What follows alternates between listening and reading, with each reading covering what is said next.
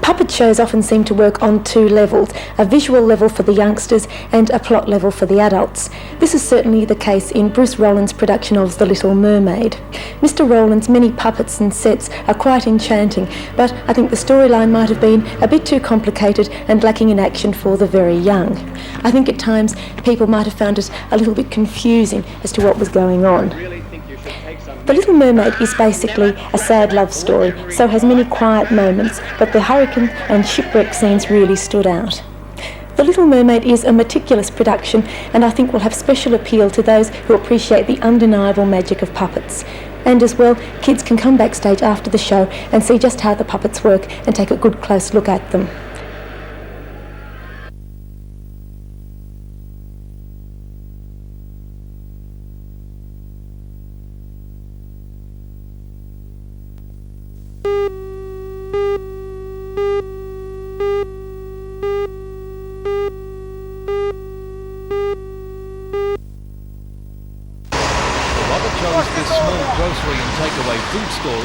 Road, Adamstown. He came into the shop and brandished what looked like the barrel of a shotgun. The man demanded money from the young shop assistant, we aren't sure. He was obviously shaken by the incident. He said, all I need is $100, give it to me. And he grabbed it out of the till and he said, give me 2 minutes or I'll blow your brains out. Has this ever happened to you before? No. It must have been a terrible shock. Yeah. Late this afternoon, the police threw a net around the area and were patrolling streets and questioning local residents. The offender is described as 5'9" with dark hair and a moustache and wearing green army-type overalls. It hasn't been a good couple of days for the NTA stores. First the fire at Sandgate and now this robbery in Brunker Road.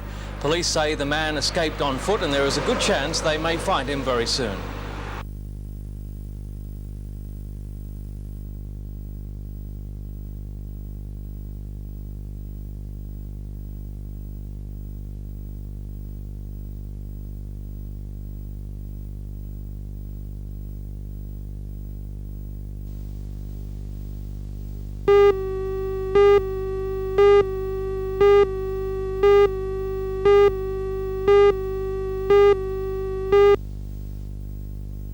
The Newcastle Workers Club, which is generally regarded as a barometer of the club scene in Newcastle, has announced that from Monday week, staff jobs will go. 36 people will be losing their jobs after Monday week. Peter, where's it going to stop? Well, we don't know. There's a downturn in the industry, in the club industry right throughout New South Wales due to the effects of random breath testing, which has had an effect now for some months, not just since it began. People have been changing their drinking habits. Mr Masters also blames instant lotteries and simply the present recessed state of the economy for the club's drop in trading. Work on the club's extensions have also been suspended. But Newcastle Workers Club isn't the only club in the area suffering. In fact, all are to varying degrees. Among the worst would be the Hexham Bowling Club. Improvements to that club have also been shelved, but of more urgent concern for its administrators is the dramatic fall-off in bar trade. I find that with the introduction of the random breath testing, at this club averages around about 65 to 66 kegs a week. The first week of random breath testing we were down 27 kegs. Last week we were down 30 odd kegs.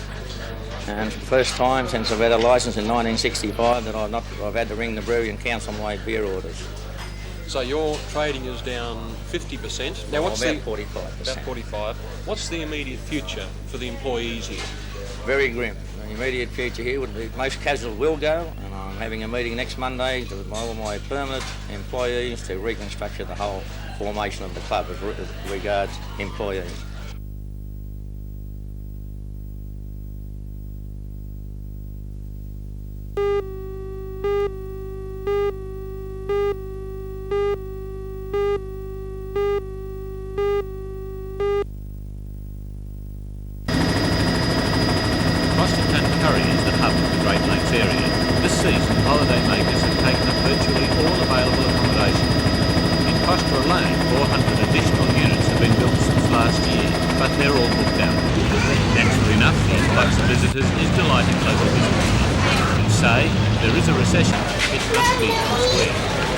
You're picking up visitors who aren't going as far afield as the Gold Coast. Well, we are. We've noticed a big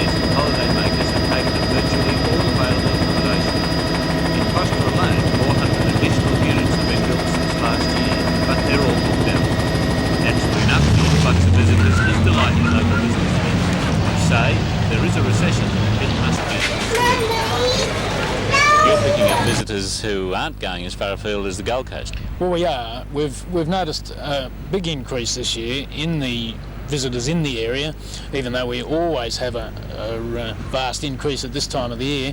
There seems to be a big increase on previous years. We have more accommodation this year. There's a new caravan park, so there has to be more people in the area.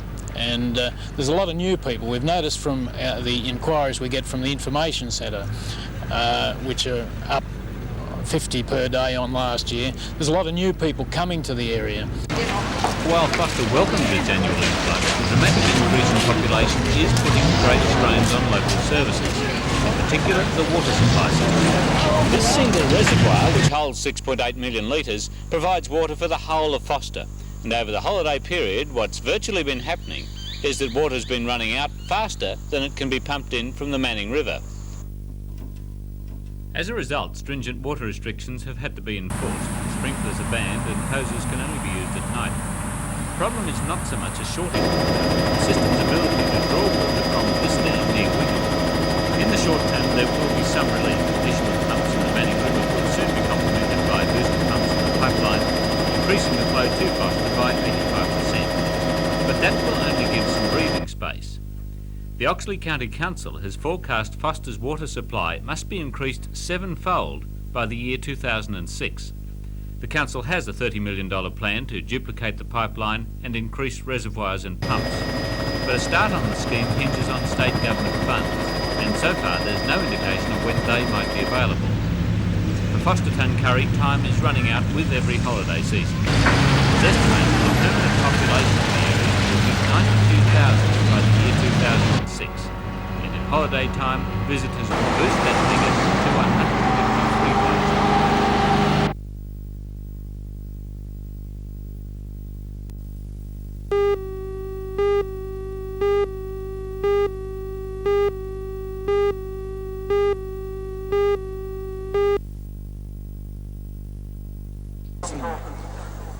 However, the honours of the day went to East Germany's Jens Weisler with a combined distance for his two jumps of 257.2 metres. This is the second jump on the magnificent Bischofshofen course.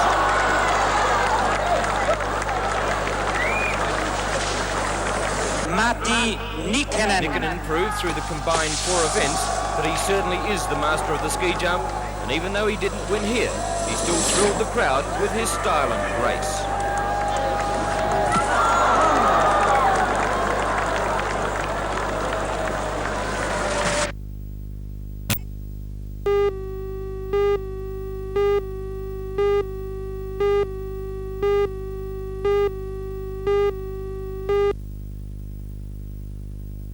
McNamee serves, but VJ Armitage was too quick and hits a great volley for a winner. Then he net from a McNamee serve to give the Australians the first set 6-4. The Wimbledon champions were playing well, and this time Peter McNamara serves and then hits a great overhead for a winner.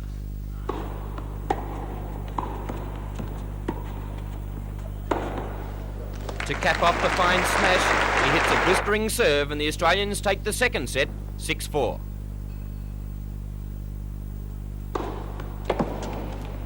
But at times the Indians combined well, and this time Anand Armitage grabs a great intercept.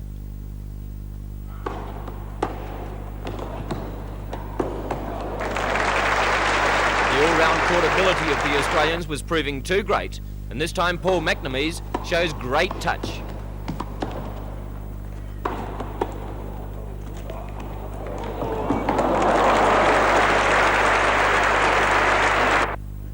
McNamee serves to wrap up the match.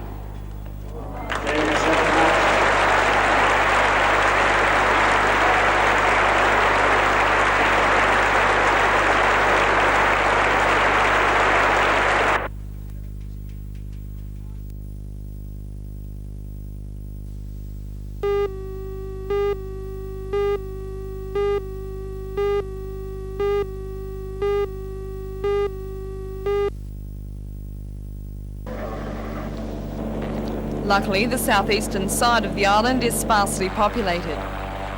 Red-hot lava spurted more than 50 metres into the air as the seething mass streamed across the Hawaiian countryside.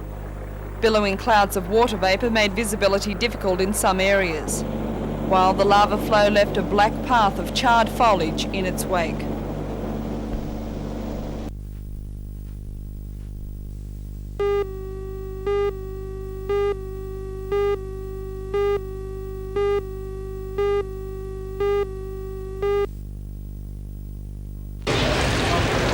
Others have put their boats up for sale. The session of the Newcastle fishing industry began to bite early last year, but reached the first crisis point at the end of last year, when local fishermen called a meeting at Carrington to discuss their plight. The problem then was basically as it is now. Too many fishermen working young, leaving small The fishermen decided to call on the government to freeze professional fishing licenses, allow for a program to be drawn up for fishing in the state. In the meantime, the manager of the Newcastle Fishermen's Cooperative Catches are flooded out of the port of Newcastle. We find that, go back say 18 months ago, 2 years ago, a common catch was say 30 to 40 boxes per day per man. Now it's down to 3 to 4 boxes, which is the most serious problem. And is this the only example that we can look at? We can look at prawn catches are very much depleted, very, very poor this year. Now, are you still saying that there are too many fishermen? Oh, yes, very, very much indeed. It's a very large problem. It's got that bad at this stage that some people are going north to catch prawns. They're leaving the harbour of Newcastle. What, many Newcastle fishermen At going this stage, north? I'd say probably 3 to 4 people. Now, you people have been pushing to have licences restricted. You've made approaches to the government.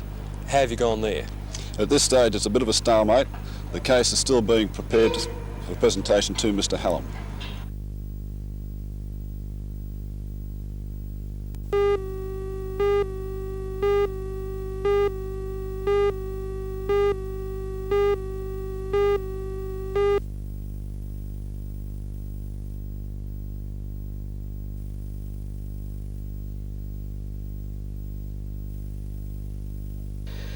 The action we've taken is in fact to provide places for students to be able to undertake education to become mathematics teachers and music teachers.